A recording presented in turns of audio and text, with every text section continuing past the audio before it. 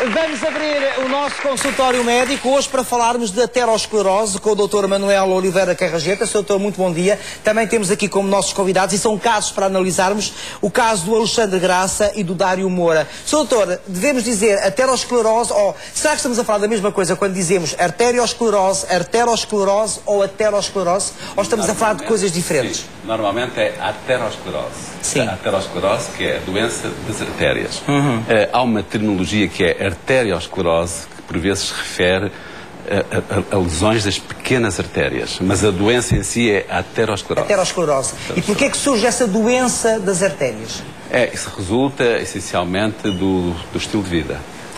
São doenças da sempre a mesma questão, o estilo de vida. São doenças da civilização. Sim. A civilização tem a ver com dois pilares fundamentais, que é o problema da alimentação e o problema da inatividade física, das pessoas muito sedentárias. Depois há um terceiro aspecto, que é o problema do tabaco. Não é? O tabaco é um fator de risco importante.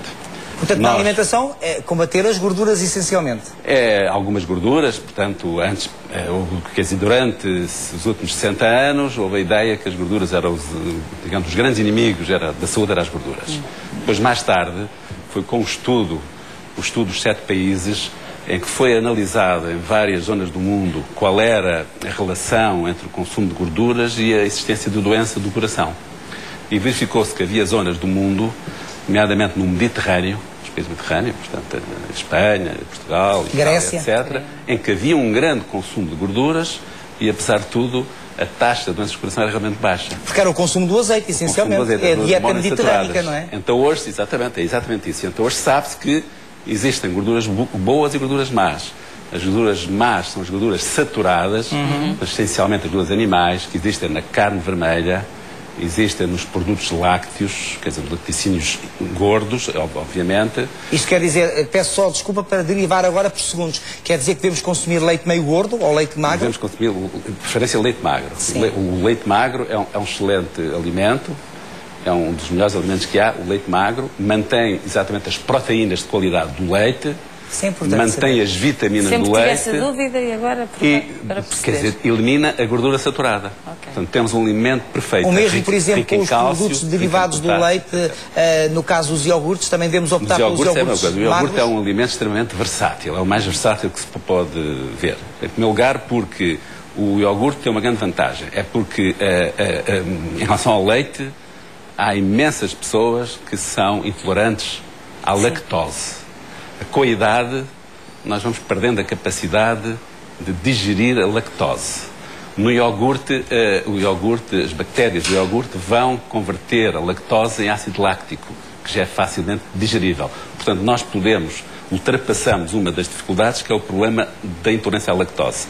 Portanto, as pessoas idosas. É um alimento rico em proteínas, rico em cálcio, normalmente tem vitaminas adicionadas, muitas vezes tem ácidos ômega 3 adicionados, que são fundamentais, são umas gorduras, ácidos ômega 3 fundamentais para a nossa saúde. Pode ter outros aditivos e, de facto, é um alimento excelente. O senhor fala aí da alimentação, falou do tabagismo, portanto, nada de fumar. O fumar o tabaco é péssimo. Eu, em relação ao leite, só tinha mais uma dúvida, doutor. Já que é tão rico o leite magro, já podemos dar logo, desde pequenos às crianças, o magro? Sim. Portanto, o gordo e o meio gordo, só porque são crianças, não é necessariamente... A ideia que existe hoje, quer dizer, quando nós fazemos uma lista de superalimentos, incluímos o leite magro. O leite magro, porque as crianças precisam de proteínas de qualidade, que o leite tem, precisam de cálcio, que o leite tem, e tem a vitamina D que o leite tem. Não tem menos do que o leite gordo. Falou também da inatividade, portanto é conveniente o exercício físico. Não falou, curiosamente, de uma coisa que nós não podemos mudar, que é a nossa herança genética. No caso de haver história familiar, portanto, na nossa família, de exemplos de pessoas que tenham sofrido de aterosclerose. Isso aumenta o risco, mas de facto a genética funciona, salvo raras exceções, há umas doenças pouco frequentes que têm uma carga genética muito forte. Em geral, a carga genética não é determinante. Influencia, quer dizer, se a pessoa tem uma carga genética, uma história familiar e tem comportamentos de estilo de vida errados, então aí a genética funciona. Mas quando se fazem, por exemplo, há estudos muito interessantes, são estudos dos imigrantes. Por exemplo, há um estudo muito interessante, são os imigrantes japoneses, em que se faz uma comparação entre os japoneses que vivem no Japão, os japoneses que vivem no Havaí e os japoneses que vivem na Califórnia. Portanto, são, digamos, uma gradação entre a atitude e o estilo de vida oriental com o estilo de vida mais ocidental possível, que é o estilo de vida da Califórnia.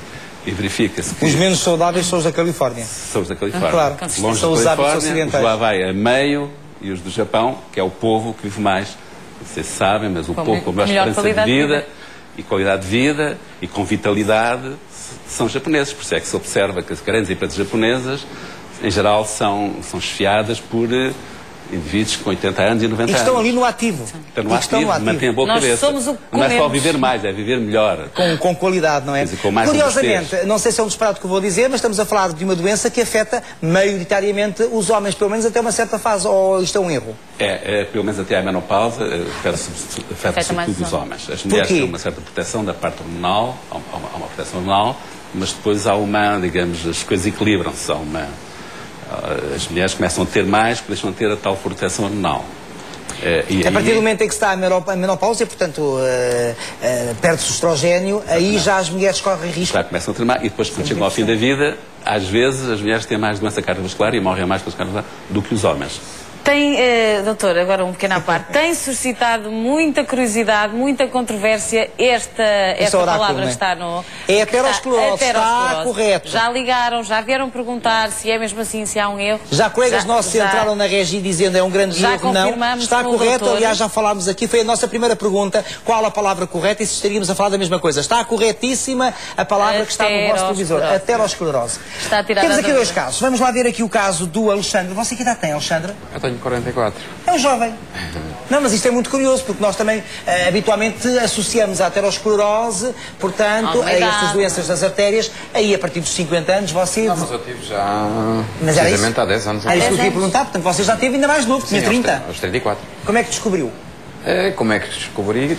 Como é que foi tinha sintomas de alguma coisa? Não, foi quando tive mesmo um infarto e fui parar ao hospital. Teve mesmo um infarto, claro. Foi mesmo. E aí ficou surpreendido por ter o que tinha?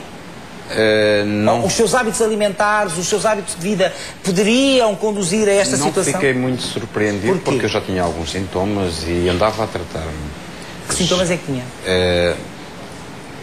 Portanto, tinha colesterol elevado, que é o sangue muito grosso, algumas dores de cabeça, mas isso também derivado do tabaco. Isso sim já é um sintoma? Já tinha o colesterol e tabaco. E tabaco. Dois fatores explosivos. Dois fatores explosivos e realmente foi uma sorte eu estar agora aqui programa. Connosco. Mudou tudo na sua vida?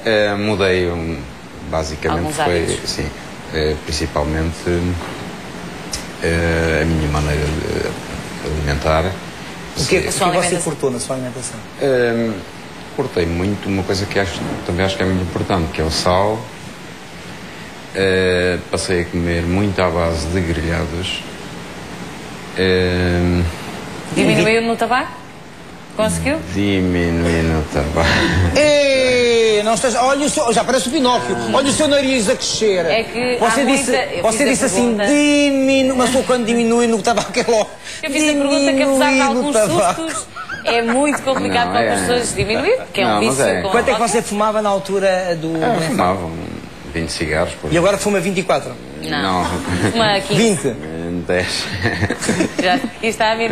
Não está nada. Não, foi o mais complicado, foi esse complicado, hábito. Já tive alturas que não fumei, voltei a fumar outra vez, porque depois também tem a ver um pouco com o stress, a situação que nós vivemos, este dia-a-dia é um pouco complicado. Eu acho isso muito curioso, mas para combater o stress podemos fazer uma caminhada, ou não dá? É o cigarrinho. Está ali mais à mão, não é? O que é que tem a dizer a este paciente, ao Alexandre, por continuar a fumar 10 cigarros? Será que ele pode fumar os 10 cigarros? Não fumar nada. Quer dizer, não pode fumar nada. É uma coisa, quer dizer, de facto o tabaco é se ele quer realmente. Estar aqui mais se este programa pode ter alguma influência positiva na vida dele, é que este programa seja o ponto de partida para ele deixar de fumar. É a melhor coisa que lhe pode acontecer. Mas repare, ele também, portanto, isto aconteceu-lhe há 10 anos, já cortou com 15 cigarros, tínhamos esperança, aos 60 é capaz de já não fumar, não é? Cortou com 5. Ele já deve ter passado a época de dizer que não fumou, não? Sim, agora fumou 10. Nestes 10 anos não continuei sempre a fumar, não é? Fumo para aí há um ano e pouco. Doutor, é preciso estar atento. Há sintomas que são evidentes ou isto é muito complicado de perceber?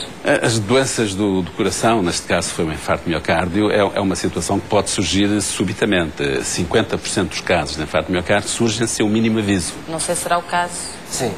Já vamos ao seu caso, Dário. Se nos der licença, nós temos que agora ir só até à redação do Jornal da Uma. Lá está o José Carlos Castro já pronto